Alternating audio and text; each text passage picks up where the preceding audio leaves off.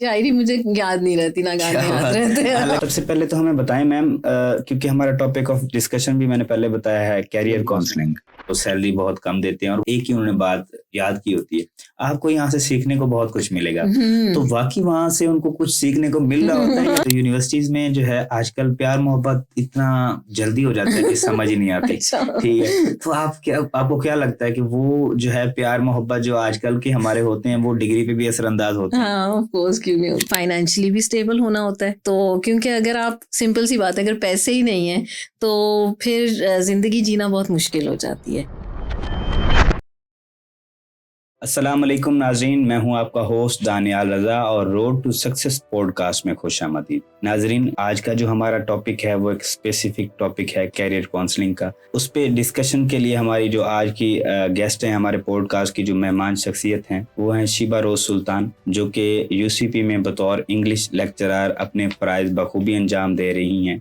आज हम इनसे जो है डिस्कस करेंगे कैरियर काउंसलिंग के हवाले से और बच्चों को दरपेश जो मसाइल हैं उनके हल के लिए क्या कर सकती हैं और उनके पास जो इन्फॉर्मेशन है वो हम उनसे लेने की कोशिश करेंगे। फर्स्ट ऑफ ऑल मैम, अस्सलाम वालेकुम, कैसे हैं आप? वालेकुम अस्सलाम, आपकी दुआ, थैंक यू वेरी मच। अच्छा, माशाल्लाह। सबसे पहले तो हमें बताएं मैम, क्योंकि हमारा टॉपिक ऑफ डिस्कशन भी मैंने पहले बताया है कैरियर काउंसलिंग, तो आप मुझे बताएं कि सक्सेस, कामयाबी क्या है और कैसे मिलती है? सक्सेस की डिफरेंट डेफिनेशंस हैं। मुख्तलिफ लोग सक्सेस को, कामयाबी को मुख्तलिफ अंदाज में डिफाइन करते हैं, लेकिन जनरली ये है कि कामयाबी को जिस तरह दुनिया देखती है कि इंसान अपनी ज़िंदगी एक बावकार तरीके से गुजार सके, वो अपनी ज़रूरियात पूरी कर सके, उसको किसी से बहुत ज़्यादा ख़ास तौर पे फाइनेंशियल मदद ना लेनी पड़े और वो दिल से खुश रह सके, ये आजकल सक्सेस की डेफिनेशन है। अच्छा, क्राइटेरिया ये बना। आप क्या समझती हैं, पर्सनल राय आपकी क्या? हाँ, मेरी भी यही है कि हमें जो है वो फाइनेंशियली भी स्टेबल होना होता है, तो क्योंकि अगर आप, सिंपल सी बात है, अगर पैसे ही नहीं है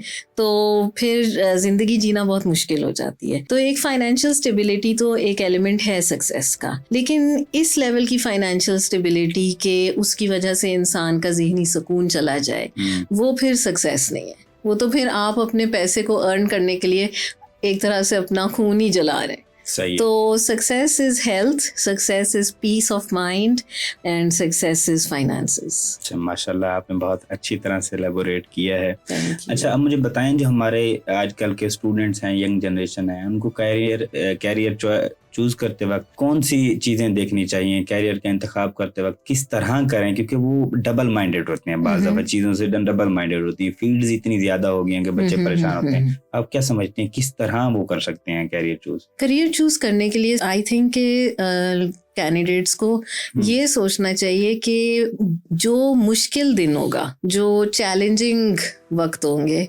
वो वक्त वो किस किस्म की सिचुएशन में गुजारना बर्दाश्त कर सकेंगे, किस किस्म के फील्ड में वो बर्दाश्त कर सकेंगे, और उसको मद्देनजर रख के वो अपना करियर सिलेक्ट करें। ठीक है, क्योंकि अगर हम ये सोचें एज ए स्टूडेंट या यंग ग्रेजुएट कि वाओ, ये वाली जो प्रोफेशन है, ये वाला जो प्रोफेशन है, इसका जो ग्लैम फैक्टर है वो ये है, या इसके जो पर्क्स हैं वो ये हैं, ठीक है, फाइन, वो तो हैं, लेकिन उसमें बहुत सारे मुश्किल दिन भी आएंगे, उसमें बहुत सारे चैलेंजेस भी आएंगे। तो बजाय इसके कि ग्लैम फैक्टर को या पर्क्स को सामने रखें, मुश्किलात को सामने रखें। लोगों से पूछें कि आप फील्ड के, जिस फील्ड को सिलेक्ट करें, उस फील्ड के लोगों से पूछें कि आपको कौन सी मुश्किलात दरपेश है और आपका वर्स्ट डे कौन सा था। उस वर्स्ट डे को इमेजिन करें कि यार, मैं फिर इस सिचुएशन में क्या मैं सर्वाइव कर सकता हूँ, कर सकती हूँ, या क्या मैं ऐसी सिचुएशन हैंडल करना चाहता हूँ, करना चाहती हूँ, फिर सेलेक्ट करें। क्योंकि अच्छे दिन तो बहुत जल्दी से गुजर जाते हैं,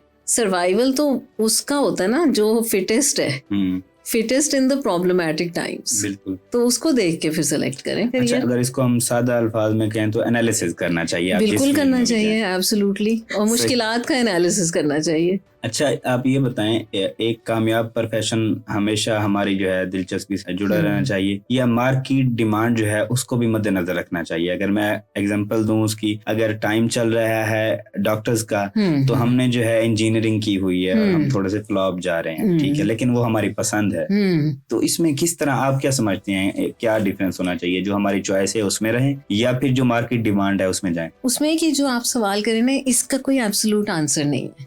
ओके। ये बहुत जिंदगी से जुड़े हुए सवाल है।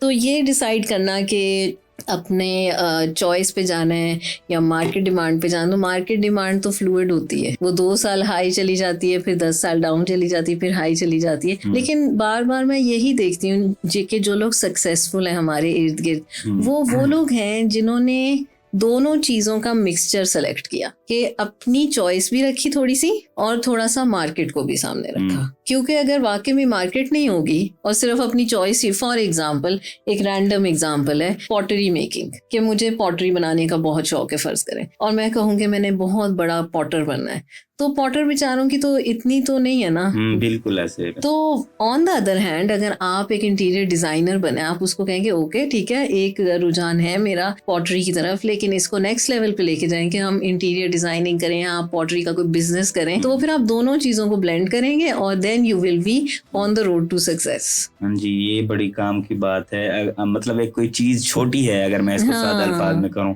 तो आप उसको डिजाइन इस तरह से करें कि वो आपके स्कोप उसका बनाना भी तो पड़ता है ना कोई चीज, ठीक है, और उसके बाद जो है ना आप उसको ऐसा चूज करें कि वो आपके कैरियर के लिए भी आपको जो है फायदेमंद रहे और आपकी जो चॉइस। और बहुत से लोग कर रहे हैं आजकल, आप देख रहे हैं कि बहुत से न्यू करियर्स खुल गए हैं, ये जो वीलॉगिंग है या यूट्यूबिंग है, या बहुत सारे लोग ये जो ट्रैवल लॉग्स हैं, तो हम जैसे तो बहुत पहले से ट्रैवल लॉगिंग कर रहे थे ना, लेकिन हमने कभी नहीं सोचा कि अरे अपना चैनल बनाते हैं। हाँ, वो देखिए अपना शौक भी पूरा करें और पैसे भी कमा रहे हैं, ठीक है, लेकिन उसमें रिस्क फैक्टर भी आ जाता है बहुत सारा, तो वो आपको बहुत सारे एलिमेंट्स को सामने रखना पड़ता है कि किस चीज को आप कितना बर्दाश्त कर सकते हैं। बेसिकली तो ये है करियर में कि आपकी थ्रेशोल्ड कितना है। सही है, बिल्कुल ऐसे नहीं। जो एक बंदे की चॉइस होती है, उसने करना है, एक बंदे ने टीचर बनना है, तो फिर वो पेन तो लेगा। यही तो बात है ना, तो कितना थ्रेशोल्ड है ना उसका बर्दाश्त करने का। हाँ जी, सही। अच्छा, आप मुझे ये बताएं कि जो डिग्री होती है वो ज्यादा अहमियत के हामिल है या जो एक्सपीरियंस है हमारी कैरियर की जमानत कौन सी चीज दे सकती है? आप समझते हैं कि जो प्रैक्टिकल एक्सपीरियंस है वो ज्यादा जरूरी होता है या जो हम यूनिवर्सिटी से डिग्री करते हैं? दोनों चीजें।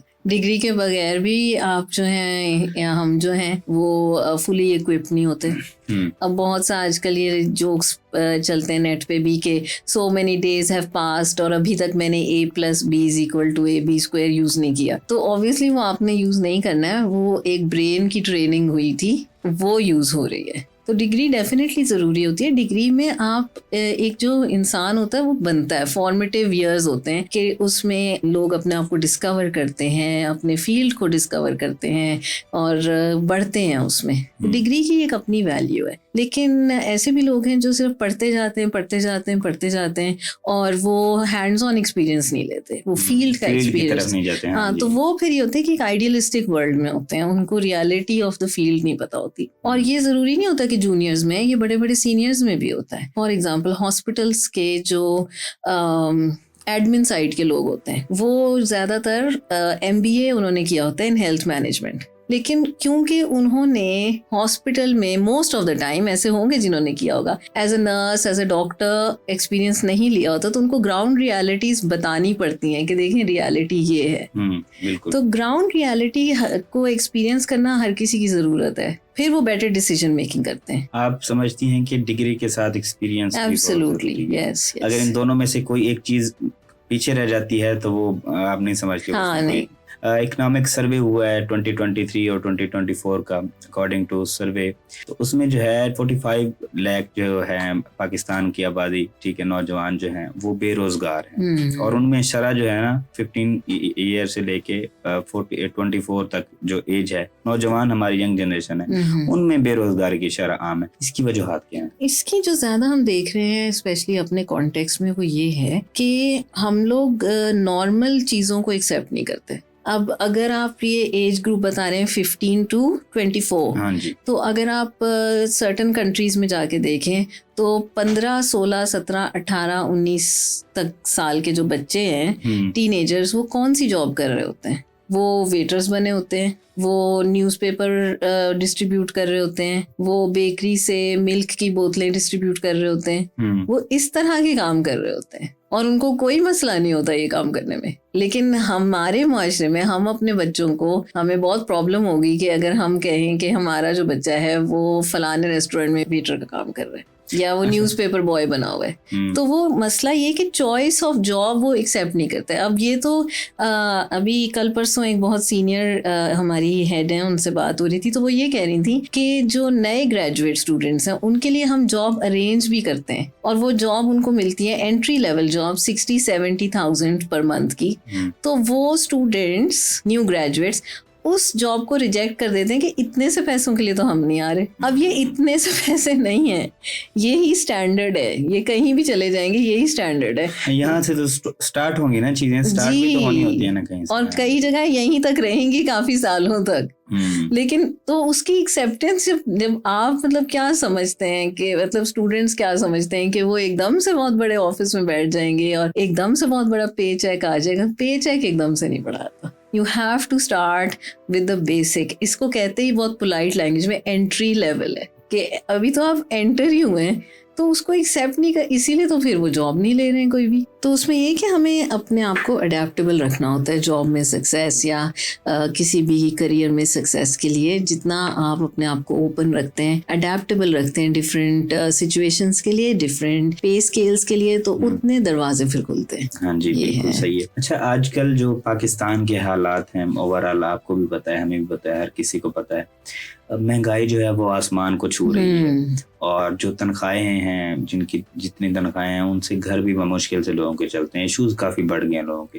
तो अब समझती हैं जो हमारी यंग जनरेशन है, या उनको आप ये राय देना चाहेंगी कि वो बिजनेस की तरफ ज्यादा फोकस करें? लोगों को उस तरफ फोकस करना चाहिए जहाँ पे वो बेस्ट एक्सेल कर सकते। हर इंसान जो है वो बिजनेस नहीं कर सकता। बिजनेस आइडियाज हमें बहुत नजर आते हैं, बहुत सारी हम वीडियोस भी देखते हैं, चीजें भी पढ़ते हैं, लेकिन बात ये होती है कि बिजनेस का एक सर्टेन पर्सनैलिटी होती है। कुछ लोग हैं जो बिजनेस बहुत अच्छा कर सकते हैं, कुछ लोग हैं जो करियर जॉब को एज अ करियर बहुत अच्छा चला सकते हैं। तो इसका कोई स्ट्रेट आंसर नहीं है। लोगों को अपने आप को पहचानना है कि वो क्या कर सकता है बेस्ट, और जो वो बेस्ट कर सकते हैं उसको लेके चलें। बाकी जो महंगाई की है उसका तो एक ही हल है कि हमें अपने आप को मॉनिटर करना है, मैनेज करना है, क्या चीज़ें प्रायोरिटी हैं। यूट्यूब और ये जो सोशल मीडिया बहुत अच्छा है, लेकिन इसका एक नुकसान ये हुआ है कि लोगों के अखराजात बढ़ गए, क्योंकि हर चीज़ की तो फोटो खींचनी है, हर चीज़ की वीडियो बनानी है। तो वो हमें अब अपने आप को खुद रेगुलेट करना है ना, सेल्फ रेगुलेशन, कि एक्चुअली हमारे लिए इम्पोर्टेंट क्या है, अपनी खुशी इम्पोर्टेंट है या लोगों की राय इम्पोर्टेंट है। लेकिन अब तो जो है हम लोग राय पे फोकस ज्यादा ना करते हैं। अब हमने शूज लेना है तो बाहर के लोगों के लिए इतना अच्छा लेंगे, इतना कॉस्टली लें ताकि बाहर के लोग देखें। खाना खाना तो इतने रेस्टोरेंट में जाएं ताकि जो है हम स्नैप बनाएं या वीडियो बनाएं ताकि लोग देखेंगे इतने अच्छे रेस्टोरेंट में। लेकिन हमने जो है वो अपनी पॉकेट को नहीं ना देखना होता। तो यही तो बात है। तो फिर तो फेलियर ही होगा ना। जब दूसरों को फोकस करते रहेंगे तो फिर तो फेल होंगे। अपने आप पे फोकस करेंगे तो सक्सीड करेंगे। ये मुश्किल है, कोई आसान बात नहीं है, लेकिन इसको करना। लेकिन अभी जो है वो अगर हम पाकिस्तान या हम स्पेसिफिकली पंजाब की बात करें तो आप देख रही होंगी सीएम पंजाब मरियम नवाज और एजुकेशन मिनिस्टर राना सिकंदर जो एजुकेशन के मामलात हैं वो उसको भी टैकल कर रहे हैं, और सीएम साहिबा ओवरऑल भी जो है मामलात ले रही हैं, बड़े स्टेप ले रही हैं। अभी इन्होंने स्कॉलरशिप्स भी काफी सारी दी हैं, आपने सुनी। हम क्या कहना चाहेंगे इनके बारे में आप? मैं तो ये कहूंगी कि जितना एफर्ट कोई करता है उससे अच्छी कोई बात है ही नहीं। हाँ जी, क्योंकि एजुकेशन से ही लोगों की जहनियत चेंज होती है। लोग जो है वो एक बेहतर तर्ज ज़िंदगी की तरफ जाते हैं, लोग एनालिटिकल थिंकिंग की तरफ जाते हैं। और जितने भी हमारे लीडर्स जो हैं वो अगर एजुकेशन के लिए एफर्ट्स कर रहे हैं तो इस पे तो उनको सलूट, क्योंकि यही एक ग्राउंड है ना जिससे एक सिविलाइजेशन आगे बढ़ती है। तो education really is one of the great keys of success. आगे बिजनेस को एजुकेटेड तरीके से भी तो चलाना होता है। हाँ जी, बिल्कुल है ना। तो बिजनेस थियरी पढ़ेंगे तो बिजनेस सही तरह चलाएंगे। वो बड़े कुछ लकी लोग होते हैं जिनको बस नेचुरली बिजनेस आता है, लेकिन उसको सीखना भी होता है। हर कोई बिजनेस कर भी नहीं सकता। बिल्कुल ऐसे, बिल्कुल ऐसे। अच्छा, आप मुझे ये बताएं, अभी ही हमारी यूनिवर्सिटी ही की बात हो रही थी तो काफी लोगों से, ये काफी बच्चों से सुनने को मिलता है जी, हम जो यूनिवर्सिटी में पढ़ते हैं वो प्रैक्टिकल जो है लाइफ में बहुत कम नजर आता है, वो उस तरह का होता नहीं है।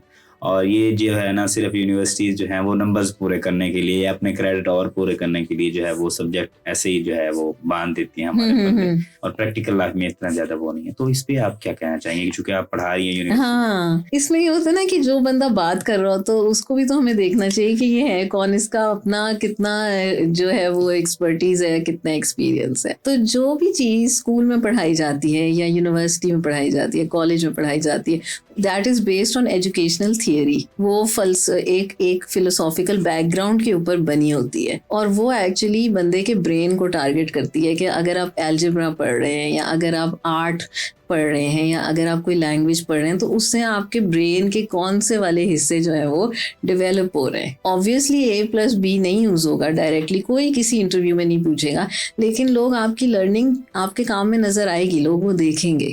और बहुत से जो सब्जेक्ट्स हैं वो तो डायरेक्टली लिंक्ड होते हैं to the profession. Of course अब वो एवरीडे कॉन्वर्जेशन में भी नहीं बात आती कि अरस्तु ने क्या बात कही थी और प्लेटो का कौन सा वाला थियरम है, वो तो कोई भी नहीं पूछेगा ना। लेकिन वो जब पता होगा तो बंदे की सोच चेंज होती है। आप देखेंगे डिफरेंट इदारों के, एजुकेशनल इदारों के स्टूडेंट्स एक ही तरह के आपको नजर आएंगे। एक इदारा लेंगे, इदारा A, उनके बच्चे एक ही टाइप के होते हैं। इदारा B, उनके बच्चे एक ही टाइप के। क्यों? क्योंकि उनको एक सर्टेन नजरिया पढ़ाया गया जाता है। तो वो चीजें जो होती हैं वो टाइम के साथ अक्यूमुलेट होती हैं। और जो हमारे स्टूडेंट्स हैं आजकल, ये एक्चुअली ये यूट्यूब, ये रील्स में आया था कि जो हम पढ़ रहे हैं वो एक्चुअल लाइफ में when did you last use this angle and all of that, तो वो तो एक फन के लिए बना था कि वाकई वो ऑब्वियसली आपने वो एंगल नहीं सीखा, लेकिन आपके कमरे में एंगल्स हर जगह नजर आ रहे हैं।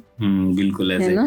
अच्छा, आपने अभी कुछ देर पहले बुक्स की बात की, अरस्तु की भी बात की, आपने बुक्स लिखी भी हैं, आप पढ़ती भी हैं, रीड भी बहुत ज्यादा करती है, पोइट्री की तरफ भी आप मुझे लगता है बड़ा रुझान रखती हैं। तो कोई एक आधा शेर क्यों ना सुनाना चाहें? टॉपिक हमारा जरूर सकता है कैरियर काउंसलिंग का है, लेकिन उसमें भी आखिर कुछ ना कुछ ज़ौक तो चाहिए होता है। हाँ, शायरी मुझे याद ही नहीं रहती है, लेकिन एक नज्म आपको रेकमेंड कर दूंगी। कैप्टन, उसकी जो आखिरी लाइन है वो है I am the captain of my ship, और उसका जो एक खुलासा है वो ये है कि आप किसी की राय को ना देखें, आप खुद अपनी जिंदगी का कैप्टन है। क्या बात है। तो ये है, बाकी शायरी मुझे याद नहीं रहती, ना गाने याद रहते हैं। पढ़ती तो आप मैं पढ़ती बहुत, मुझे शौक बहुत है। सही है, अच्छी बात। अच्छा, आप मुझे ये बताएं, अभी यूनिवर्सिटी की बात हो रही थी, तो यूनिवर्सिटीज में जो है आजकल प्यार मोहब्बत इतना जल्दी हो जाता है कि समझ ही नहीं आती। ठीक है, तो आपको क्या लगता है कि वो जो है प्यार मोहब्बत जो आजकल के हमारे होते हैं वो डिग्री पे भी असरअंदाज होते हैं? हाँ, ऑफ कोर्स, क्यों नहीं होते हैं। किस तरह से होते हैं? चलें,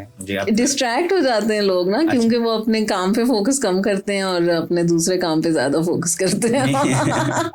जब लड़की लड़के आपस में जो है वो वादे करते हैं, प्रोमिसेस करते हैं, जी बस जो है हम जो है हमारा अगले साथ का बंधन है, हम जो है अच्छा पढ़ते हैं और कुछ फ्यूचर बनाते हैं, हमारे फैमिली वाले हमारी शादी कर लेंगे, तो वो पसे पुष्ट क्यों डालते हैं और दूसरी चीजों में लगे जाते हैं? आप क्या ये तो उनका पर्सनल है ना। नहीं, एक आइडिया तो होता है। ये तो हमेशा से यूनिवर्सिटी, आप देखेंगे एक यूनिवर्सिटी हमारे पाकिस्तान की बड़ी फेमस, और उसमें एक उन्होंने ना एक स्ट्रक्चर बनाया बड़ा प्यारा सा, ऐसी डेकोरेशन टाइप का, तो उसका नाम ही प्रेम गली पड़ गया, क्योंकि वहां पे कपल्स बैठे हुआ करते थे। तो ये तो बड़ा पुराना है, और ये तो पूरी जिंदगी में ही है कि जो लोग अगर अपने जिस चीज पर फोकस करेंगे वो ही सक्सेसफुल होगा।